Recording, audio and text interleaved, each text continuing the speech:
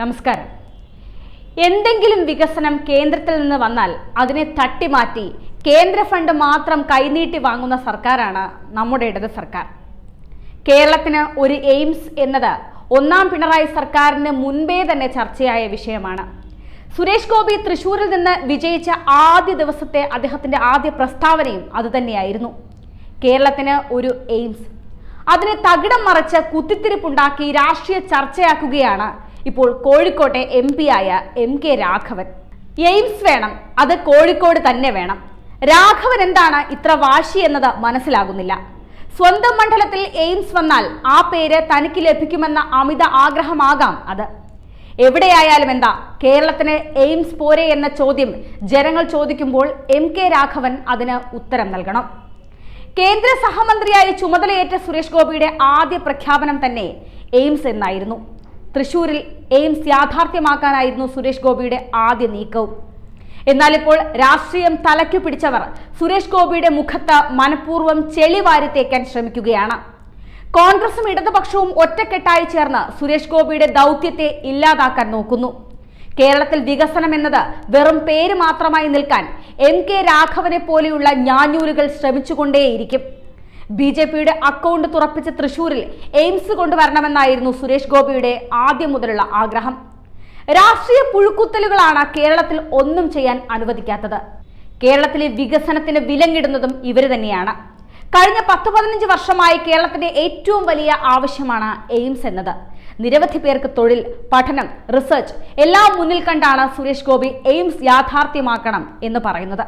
10 വർഷം കേരളം ഭരിച്ച് കുട്ടിച്ചോറാക്കിയ പിണറായി സർക്കാരിന് പറയാനുള്ളത് ധൂർത്തും കടവും ബാധ്യതയും മാത്രമാണ്. അവിടെയാണ് സുരേഷ് ഗോപി എന്ന വ്യക്തി വ്യത്യസ്തനാകുന്നത്. കേരളത്തിൽ ഇന്നുവരെ ഒരു മെഡിക്കൽ കോളേജ് പോലും കൊണ്ടുവരാൻ ഈ പിണറായി സർക്കാരിന് കഴിഞ്ഞിട്ടില്ല.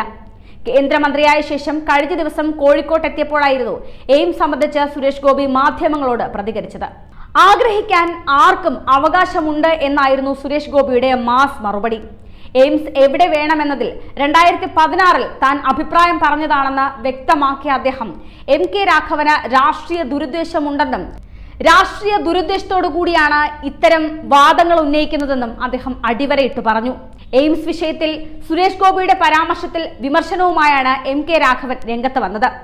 സംസ്ഥാന സർക്കാരാണ് എയിംസിനായി കോഴിക്കോട് കിനാലൂരിൽ 150 ഏക്കർ ഭൂമി ഏറ്റെടുത്തതെന്ന് MK രാഘവൻ MP വ്യക്തമാക്കി. ഇതിൽ തനിക്ക് ഒരു ദുരുദ്ദേശവുമില്ല.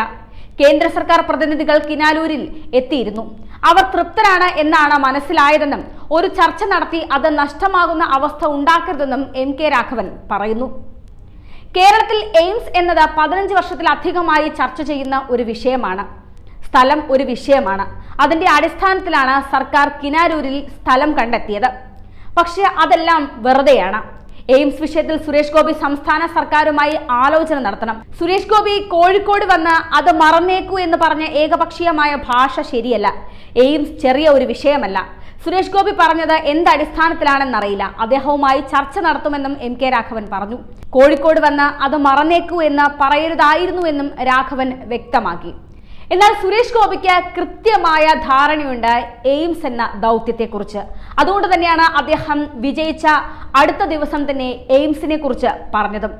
MK രാഘവൻ കൂട്ടിയാൽ കൂടില്ല എന്ന് ഇതിലൂടെ മനസ്സിലാക്കാൻ സാധിക്കും. സുരേഷ് ഗോപിക്ക് കൃത്യമായ ധാരണയോടുകൂടി തന്നെയാണ് എയിംസ് എന്ന ദൗത്യത്തിലേക്ക് കടക്കുന്നത്.